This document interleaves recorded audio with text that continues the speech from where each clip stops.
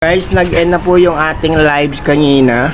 So, ibinalik ko na po rito si Pichitos dito sa ibabaw ng rep. Ayan. Sirang rep po yan dito sa third floor terrace namin. So, dyan na muna siya. Kakain lang ako. Kasi hindi pa ako nag-aalmusal. Inuna ko munang pakainin itong si Pichito ko. Dahil siya nga ay may sakit. Tinatakpan ko siya ng tela o ng basahan tsaka ng sako para hindi siya masyadong nainitan. Ito yung pinatatakip ko sa kanya. Pero mamaya ko na siya tatakpan. Painitan ko muna siya dyan sa arawan para kahit papano ay lumakas naman siya.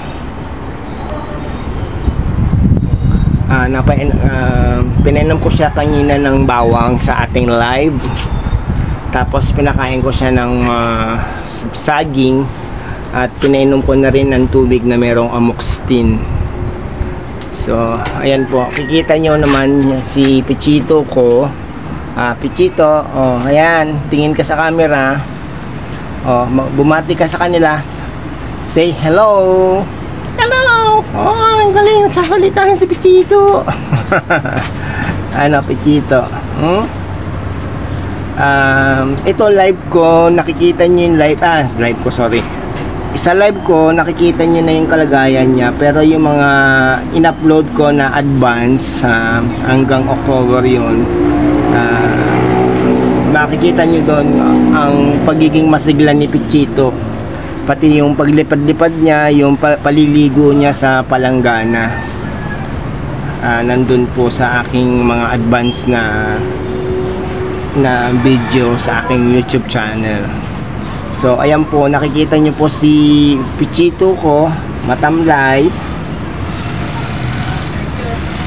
pero at least nabigyan ko na siya ng gamot na amoxicillin, tsaka pinainom ko rin siya ng bawang. Kagabi pinakain ko siya ng oregano. Maganda raw kasi ang oregano sa mga kalapate. So pinaano ko siya ng oregano kagabi. Ayan. Mahina siya, yes, mahina siya. Hindi nga siya nakakatayo, ganyan lang ang kanyang yung mga nakaraan na bago siya nagkasakit, masiglang masigla pa siya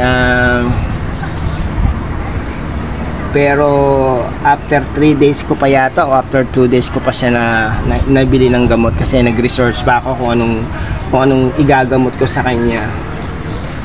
Ayan, yung dumi niya, ayan, may bago na naman siyang dumi, ayun, sa banda doon. Tubig-tubig pa at kulay green. Pero sana, ito nga, napainom ko na siya ng bawang. Sana tuloy-tuloy na siyang gumaling. Tingnan niyo naman yung kanyang leego, lagi siyang nakaganyan. Pero sana nga, gumaling na siya kasi ginagamot ko naman siya. Paano po, mga kalapatids, sana po tulungan nyo ako. Mag-comment po kayo kung paano ko ito gagamutin kasi wala naman akong kaalaman sa pag-aalaga ng kalapate. So nag-try lang ako kasi nga itong kalapate na to binigay lang sa akin nung kapitbahay namin na bata kasi nagpalagay siya dati ng pares ng kanyang kalapate dun sa rooftop. Tapos itong si Pichito, dito talaga siya nakakulong sa kulungan na to. At doon siya nakalagay sa taas na yun, doon sa banda ron sa taas. Diyan, doon sa ibabaw ng basket na bakal, doon siya nakalagay dati. Pero since wala na yung pares nung nagpalagay dito ng kalapate dahil pinalipad niya yon at hindi na bumalik. Pero ito, nung sinasanay ko siya doon sa rooftop, akala ko nga hindi na babalik pero bumalik siya sa akin. Nag-round na nga siya ayan. Kaya pero yung mga panahon na nag-uulan, ayan, nagkasakit po siya. Ayan, hindi siya nagkakain, nanghihina na siya. And then after 3 days ko pa siya nabigyan ng gamot. Ayan po ang kanyang kalagayan ngayon.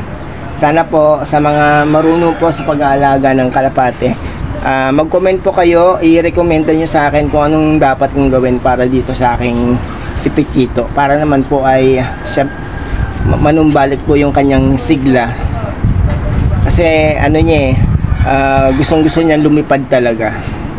Kaya lang naman na hindi ko siya pinapayagan lumipad kasi nag-uulan at ang lakas-lakas ng ulan, baka kasi mabasa yung pakpak niya at di siya makabalik sa akin. Ayan, ayan po ang kanyang kalagayan ngayon. Paikot-ikot ang kanyang ulo. Sana po mag-comment kayo sa akin para malaman ko kung yung tamang pag-aalaga sa kalapate. First time ko talagang mag-alaga ng kalapate. Kasi bala ko na siyang bilan ng partner eh. Kaso since may sakit pa nga siya, hindi ko muna siya bibilan ng partner kasi baka yung partner niya ay mahawa din sa kanya. Pagagalingin ko muna siya bago ko siya ibili ng partner. Oy, Pichito, ano na? Oh, kaya mo yan, laban lang ha. Oh, kaya mo yan. Tatakpan ko na yung ano mo, baka ikaw ay nainitan ng mabuti. Bago tayo umalis, tatakpan na natin. Kasi ako kakain pa. Kaya na pa ako nagpapaalam sa iyo na kakain, hindi na ako nakakain. So, tatakpan na natin yung ano mo. Yung hindi ka naarawan na.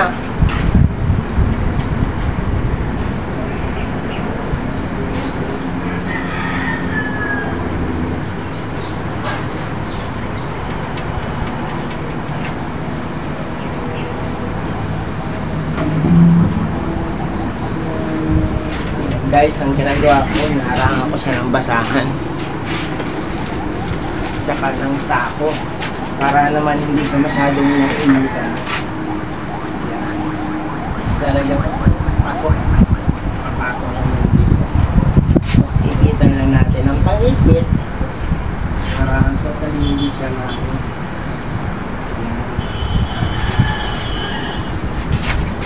kuha pa ako ng pangipit.